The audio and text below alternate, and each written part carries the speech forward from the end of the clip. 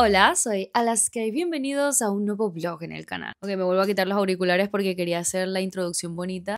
Y al fin empezamos un vlog, no a finales de semana, porque últimamente los vlogs que he estado grabando los grabo mal. No voy a abrir ese melón porque si no, no volvería a grabar más vlogs. Y no queremos eso, ya llevamos una buena racha, sobre todo porque sé que a ustedes les gusta. Pero me ha costado un poco mantener el ritmo de habla en los vlogs. Séptima semana de clase, qué locura. Miércoles 22 de octubre, 9:45 de la noche. Y yo acabo de terminar de grabar el resumen de lecturas de septiembre. Thank God. Llevo grabando ese video 3 semanas. O sea, 3 días. Lo que pasa es que en semanas distintas, por lo que sea, me ha costado muchísimo grabarlo. Solo me queda editarlo, que ya lo tengo. Es que imagínate, lo empecé a editar ya, pero es que no lo terminaba de grabar. Universidad, que estos son vlogs universitarios. Estamos a miércoles, vlogué el lunes y el martes y no les he hablado. Sobre todo porque el lunes salí todo el día y el martes me quedé dormida todo el día. Y en fin, creo que desde hace 3 vlogs que no introduzco los vlogs, que no los inicio, que no les hablo al principio, sino que cuando estoy editando me acuerdo que no hablen toda la semana. Gracias a Dios me acordé que tengo que hablarles. Voy a hacerles una especie de resumen de lo que ha sido estos 3 días en clase. Lunes 20 de octubre y empecé el lunes a tope, haciendo la entrada del viernes, que creo que si vieron el final del video anterior, que lo dudo mucho, saben que me quedé pendiente a escribir la entrada del viernes que tenía que ver con el soneto 60 de Shakespeare, y esta semana la inicié cerrando la anterior. Porque tuve 1 hora y media libre, me fui a la biblioteca a hacer el journal, imprimí el soneto 60 y en general cerrando cosas, porque también el lunes en mi clase de literatura norteamericana, una clase en la que estamos leyendo libros increíbles, entre ellos As I Lay Dying de Faulkner o Mientras agonizo en español, libro que el vlog anterior les dije quería leer sí o sí, y dije este libro probablemente me encanta. Y chicos, solo quiero decir que tenía razón, el libro es increíble y vamos a profundizar sobre ello a continuación, porque en esa clase de literatura norteamericana dimos cierre a todo el estudio de As I Lay Dying como la gran obra del cuatrimestre. Por eso no la había leído antes, porque como tenía varias lecturas a la vez, llevo 145 páginas leídas de 220 o 200, ¿cuántas páginas tiene este libro? De 240, es decir, me quedan 100 páginas por leer y hemos estado hablando sobre este libro 2 semanas o casi 2 semanas, sobre todo centrado no únicamente en los temas que obviamente son la parte fundamental de un libro, sino en las voces narradoras. Y es aquí cuando voy a hablar un poquito en detalle de As I Lay Dying. Ambientado en el Estados Unidos a principios del siglo XX, en este libro seguimos la historia de la pérdida de una madre dentro de una familia rural, sobre todo una familia de granjeros que nunca ha estudiado, y las consecuencias psicológicas que esta pérdida trae dentro de la familia, sobre todo dirigido dentro de las familias disfuncionales, ya que hay una mala relación o una relación un tanto compleja dentro de los miembros familiares de esta familia. Lo curioso con él es que está narrado desde el punto de vista de 15 personajes y tiene 56 capítulos, todos muy breves, siendo la narración mediante el flujo de conciencia el verdadero protagonista. Hay muy pocos diálogos, todo tiene lugar en el mundo de los pensamientos, en la inconsciencia y la conciencia, y es una novela muy experimental, muy rara, estrambótica por momentos, con muchas figuras y muchos símbolos. Y claro, hemos necesitado 2 semanas analizando este libro, que es el que más tiempo le hemos dedicado, centrándonos principalmente en las voces narradoras, que es lo que les estaba contando antes. Las exposiciones de este libro se centraban en personajes en concreto, siendo los 2 padres, Addie y Ans, partes fundamentales para entender por qué la familia termina como termina. Dar, la voz narradora principal, Jewel, el hijo favorito de la madre, por decirlo de alguna manera. Y entre el lunes y el martes dimos por finalizado el análisis de As I Lay Dying. La semana que viene vamos a comenzar con el siguiente autor del que les hablaré ahora, pero el lunes quedé muy tocada, sobre todo porque la profesora se centró mucho en este tema de la narración, y es que una de las cosas que nos repitió mi profesora de norteamericana en las clases es que en este libro no ocurre realmente nada, ya que todo está centrado en el flujo de la conciencia, en lo que piensan los personajes. De verdad que no tiene mucho sentido, es todo muy interpretativo. Realmente no se trata de lo que trata el libro, es decir, la pérdida de una madre, sino la manera en la que está contado. El libro es genial y le gusta mucho a mi profesora por el trabajo de narración. Y eso es algo con lo que yo conecto muchísimo y de lo que escribí en la entrada del lunes, que voy a leer antes de continuar. Lunes 20 de octubre. Estaba en clase norteamericana y hablábamos de roles familiares, de religión y fe cegadoras. Hablamos sobre el poder de la narración, y aunque yo tuviera la mente mente en otro lugar. La clase logró que aterrizara. Me permitió ponerle pausa a todo lo que sé que debo hacer y agradecí. Estaba allí pensando. Hablamos sobre Azalea Dayen y no abrí la boca ni una vez. Pensaba, mis amigos no les gustó el libro, yo lo inicié ayer y lo adoro. Es una fumada. No tiene sentido. Y no pasa nada. Pero está tan bien escrito que da igual. Ese es el poder de la narración. Una de las tantas cosas que mi profesora explicó que se quedó conmigo es que Azalea Dayen es un libro genial por la forma en la que está escrito, no por lo que cuenta. Nos dijo que en verdad durante la obra no se cuenta gran cosa, no hay casi diálogo y la realidad es que todo no es más que un gran tren de flujo de pensamiento en el que una familia no es capaz de reconocer lo disfuncional que es y los grandes problemas que tienen, en el que todos los miembros saben esto pero no lo reconocen. Es un libro extraño, modernista, experimental, repleto de figuras y símbolos que ayudan a darle profundidad y capas, pero es extraño y sin embargo lo estoy disfrutando. El libro fluye una barbaridad. Lo empecé hoy y no quiero soltarlo por más extraña que sea la lectura. Si me atrapa no seré capaz de despegarme y ahí es cuando lo que dice mi profesora se cumple. No importa lo que te estén contando mientras te lo cuenten bien. Una de las frases que más me dejaron tiesa cuando la leí es My mother is a fish. Últimamente no dejo de pensar en perder. Hemos leído un montón de libros sobre la muerte, poemas también y me gustaría ponerle pausa. Todavía queda mucho por leer y estudiar y cuatrimestre por recorrer. Confío en el curso y en el que mañana será más y mejor. Dándole cierre a Azalea Dayen porque ya terminamos las exposiciones sobre el libro, la semana que viene vamos a comentar The Snows of Kilimanjaro de Ernest Hemingway. Ya leí este relato, lo leí nada más salir de clase para tenerlo ya listo y olvidarme y la verdad es que hice bien porque fue terrible, chicos. Pues no voy a dar detalles, sencillamente que a mí no me gustó y voy a continuar con el libro de relatos porque yo compré esta edición pensando que Las nieves del Kilimanjaro iba a ser todo esto, cuando en realidad sencillamente son 25 páginas y el resto pues son más relatos cortos del Hemingway que yo quiero leer para puntuar este libro en Goodreads. No voy a marcar un libro leído sin haberlo terminado de verdad, así que espero el fin de semana tener tiempo de pues leerlo y terminarlo. Martes, únicamente vi literatura norteamericana, no tuve otra clase y mañana es jueves, mañana es un día completo, voy a estar 5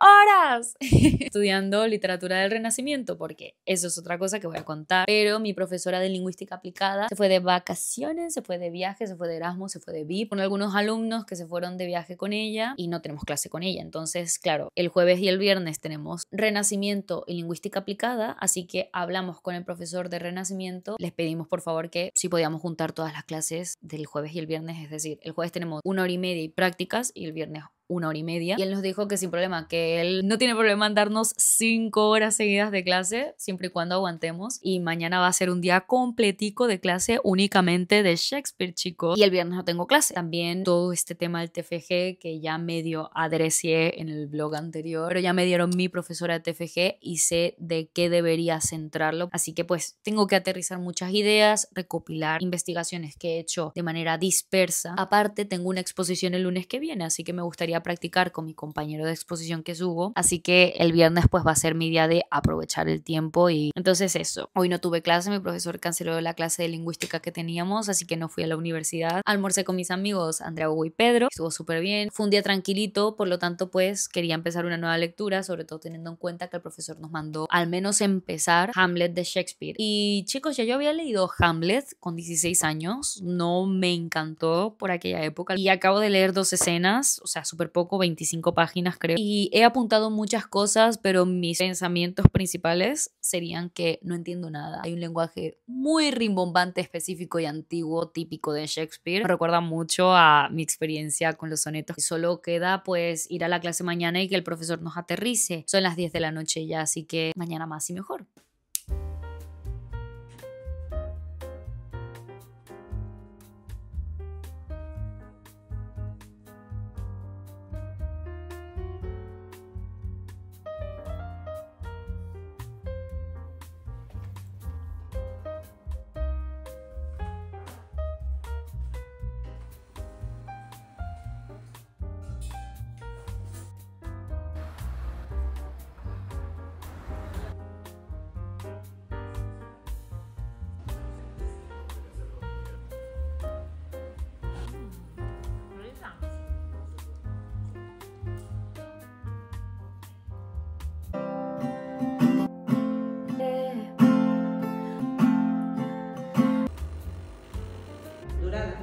Del año de Nuestro Señor de 1861.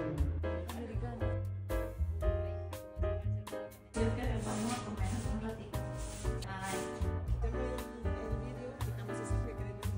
Oh no.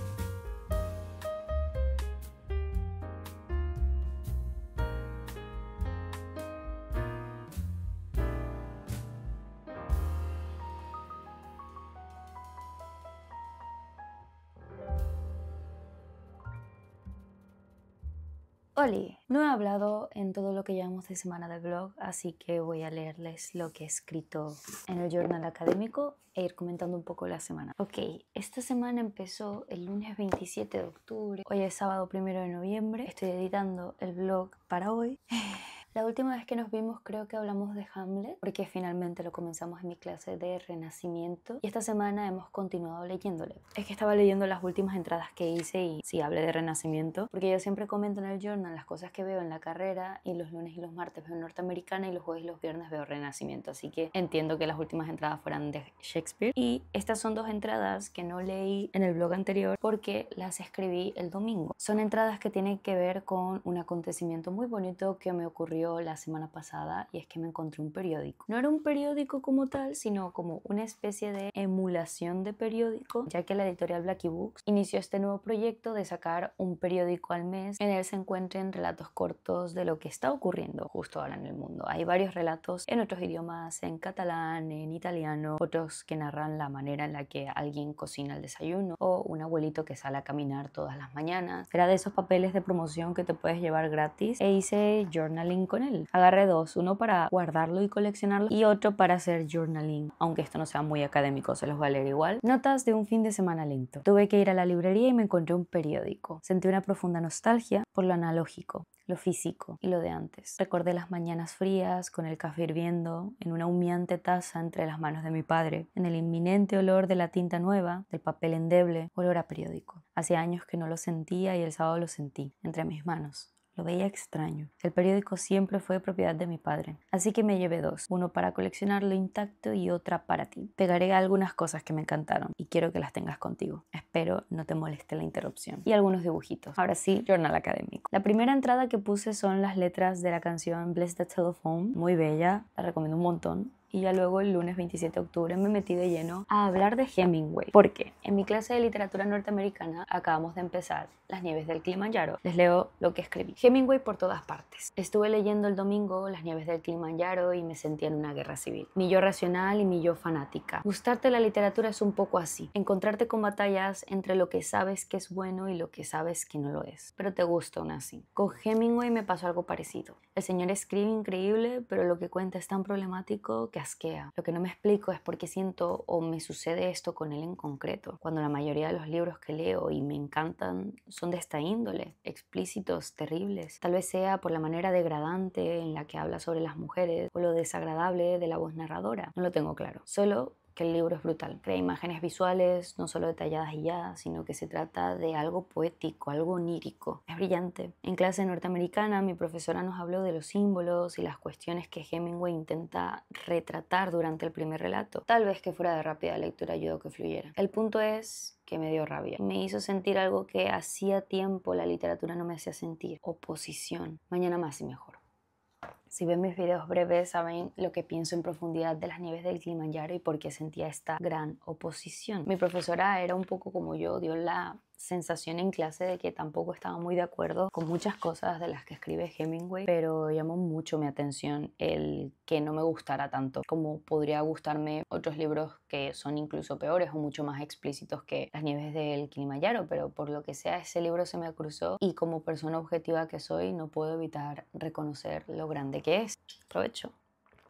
Importante, no lo añado en la entrada del journal, pero el lunes tuve una exposición. En mi clase de Introducción a la Lingüística no les hablo mucho de esa clase porque no es de mi mayor interés. La exposición era sobre Edward Sapir y una anécdota graciosa es que el domingo por la noche nos conectamos en videollamada, mis compañeros de exposición y yo. A mí me tocaba la parte biográfica del autor, introducir un poco el tema y yo lo confundí con Edward Said y me aprendí toda la vida de Edward Said y cuando me conecté en la videollamada con mis amigos y les empecé a hablar sobre Edward Said, se quedaron un poco tiesos y me dijeron, Alaska, no es sobre él. Remonté la exposición en un par de horas, a la mañana siguiente en mis horas libres lo mismo y al final quedó bastante bien la exposición, yo creo que sacamos bastante buena nota, pero bueno, esa era la anécdota universitaria que quería comentar.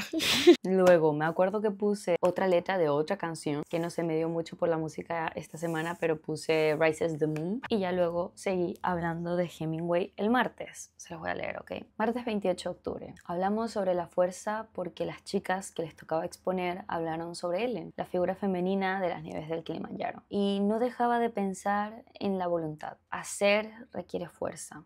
Tal vez no esa fuerza física común o evidente, pero sí una fuerza de voluntad brutal. Harry, el protagonista, o casi voz narradora, carece de voluntad y aunque consigue lo que desea, que en este caso es ser mantenido por preciosas mujeres ricas como Ellen, aún así es infeliz e incapaz de escribir sobre lo que desea, la guerra, porque no tiene voluntad. Harry vive su propia guerra civil interna, mientras Ellen está llena de voluntad. De hecho, le dice a Harry que abrace su voluntad y luche contra el destino, que es su inminente muerte. Cito, "You can die if you don't want to die", porque Ellen siente que Harry se está entregando. Y así es. Pues yo dije en voz alta que para mí, en contra del evidente abuso de poder que Harry ejerce sobre Ellen, también verbalmente, es Helen la más fuerte de los dos. Por eso al final Harry muere y ella sobrevive. Es mucho más fácil rendirse y morir que enfrentarse a lo terrible y decidir vivir. El punto débil de Ellen tal vez sea no dejar ir aquello que le hace daño. En este caso sería Harry. Mientras que Harry es incapaz de hacer lo que desea. Y bueno, nadie estuvo de acuerdo conmigo, pero no pasa nada.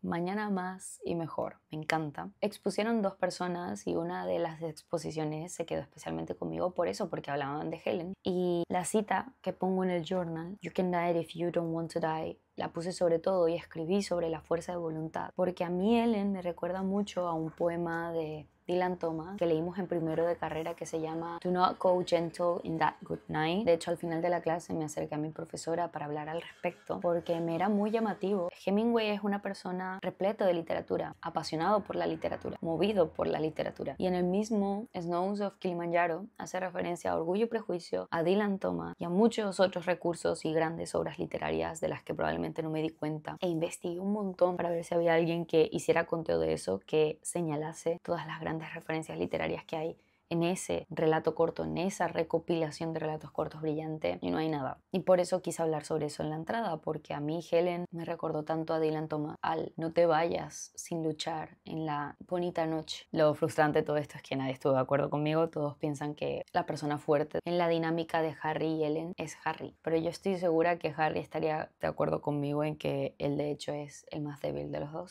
Y voy a hablarles sobre lo que escribí el jueves y el viernes en mi clase de Renacimiento. Jueves 30 de octubre. Otra vez Renacimiento. Y otra vez solo Shakespeare. Claudio llamó mi atención esta clase porque mi profesor lo llamó un intento de rey maquiavélico perfecto, pero que se equivoca muchísimo en el proceso, sobre todo en el final. Maquiavelo es un escritor que me ha hecho pensar muchísimo este cuatrimestre por varias razones, pero sobre todo por el gran peso que tiene en la política actual. Mi profesor lo ha dicho muchísimas veces, pero yo no puedo ya no pensar en esas grandes personas que han leído El Príncipe e intentan replicarlo, tal y como Claudio lo hace, ridiculizando a Hamlet, imposibilitándole, limitándole. Más personajes que me dejaron timbrada, sobre todo el fantasma, ese rey traicionado. Mi profesor recalcó la necesidad que tiene el resto de personajes por comprobar la veracidad de dicha aparición, cosa más que normal durante la época isabelina y hoy en día también. Mi profesor dijo que esta necesidad latente por comprobar su existencia se debe a que la única manera de creer algo, al menos en aquella época, que sobrepasara lo natural e involucrara fuerzas espirituales, es viéndole. Dos académicos lo ven y aunque le temen no pueden dejar de verle. Le fascina. La fascinación por lo terrible. Ahí es cuando la sublimidad fue mencionada y mi cuerpo fue llevado a mi clase de teoría literaria comparada del año anterior. Me teletransportaron. Pensé en Björk, en la ilustración y en cómo la fascinación siempre ha existido y en cómo esa fascinación por lo terrible siempre ha existido y siempre existirá porque han pasado cientos de miles de años y todavía la gente no puede evitar sentir interés por lo terrible. Esos hombres de ciencia viendo cómo todo lo que siempre habían creído no solamente estaba siendo desmontado por completo en sus narices, sino que encima les fascinaba. Otra vez la increíble e inevitable contradicción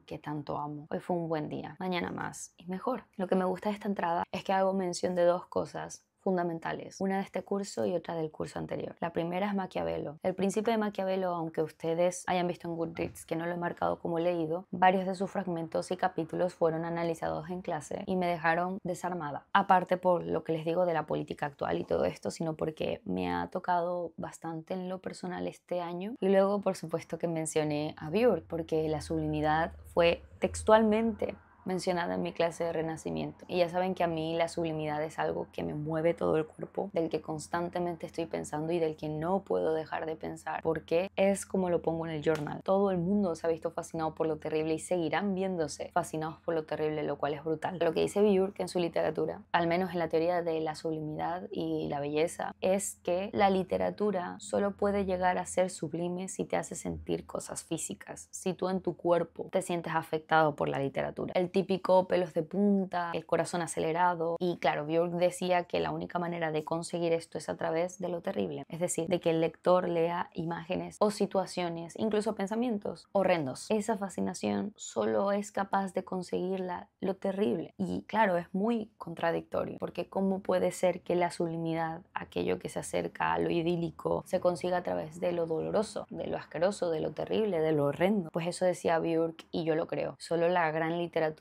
es la que te mueve todo y que te va a mover algo que has leído cientos de miles de veces. Ok, te puede llegar a conmover, pero no te removería los muebles de tu cabeza, la manera en la que tú entiendes el mundo. Eso solo lo hace las imágenes terribles, que encima tiene un argumento. Es durísimo y me encantó que en clase de Renacimiento se hiciera mención de Björk, que en Hamlet todavía existe ese principio de fascinación por lo terrible muy de Björk, muy burkiano. Y ya el viernes pues una entrada de 5 líneas en las que puse hablamos de Halloween y la familia. No pensé demasiado ni tampoco me vi movida por nada. También está bien. Hoy sencillamente leí mucho y estuve bastante callada. Mañana será mejor y será más. Y con ello doy finalizada una semana más universitaria. Como pueden ver, estas 2 semanas han sido lentas, extrañas y sobre todo inconsistentes. Tal y como escribo en una de las entradas, la voluntad es algo que requiere de mucha fuerza y por eso un personaje que en este caso sería Ellen se quedó mucho conmigo porque la vi como una persona repleta de voluntad y siento que estos últimos 15 días, estas 2 semanas que han pasado, he estado luchando con mi voluntad porque a veces siento que me falta, ¿saben? No siempre quiero grabar todo lo que hago, no siempre quiero ponerme delante de una cámara y hablar sobre las cosas que escribo, las cosas que pienso, las cosas que me han pasado. Y sé que a ustedes les hace mucha ilusión. A mí también, sobre todo cuando los edito, pero a veces siento que no soy suficiente, que no edito suficiente, que no creo suficiente, que no soy lo suficientemente original, ni tampoco lo suficientemente constante. Y fíjense que yo siento que dentro de la insuficiencia hago cosas pequeñas suficientes. Y por eso siento que estas 2 semanas me han costado grabar con continuidad, ponerme delante de la cámara y hablarles sobre lo que he escrito, sobre lo que he pensado, sobre lo que me ha sucedido, porque es así, no pasa nada. A principios de curso, sobre el 20 de septiembre o el 15 de septiembre, cuando comencé a grabar estos vlogs, yo veo esos videos y me noto con mucha voluntad, con muchas ganas, con mucha energía, que con el paso del curso pues he ido perdiendo, que ya ves tú, un mes, o sea, no es tan, pero yo creo que es la combinación eso de voluntad absorbida con estimulación. ¿Saben el concepto de batalla civil de la que les hablé antes que tiene Harry? Él mismo está luchando contra sus impulsos, contra sus deseos. Pues a veces me siento un poco así, como en guerra civil, ¿saben? Con nada me agoto mentalmente. No sé si tiene algún tipo de explicación, pero a mí el arreglarme, salir y tener que estar, socializar, hablar, conectar, me agota muchísimo. De hecho, la semana pasada hablamos bastante sobre la introvertibilidad con Claudio, mi psicólogo. Él me dijo que dejara de llamarme a mí misma como persona introvertida. Si hacemos un estudio de el patrón de mi comportamiento, no necesariamente soy una persona introvertida, sino que según él soy una persona reservada, lo cual es curiosísimo porque luego yo voy contando estas movidas por internet sin tener ni idea de si a alguien les va a interesar, quién coño las va a ver. Mis padres la ven y se sienten muy orgullosos de mí y me voy a poner a llorar. Pero el punto es que han sido semanas cansadas, haciendo cosas pequeñas, migajitas comparadas con cosas que hacía antes y conformándome con eso. Y este blog es un poco así y no pasa nada.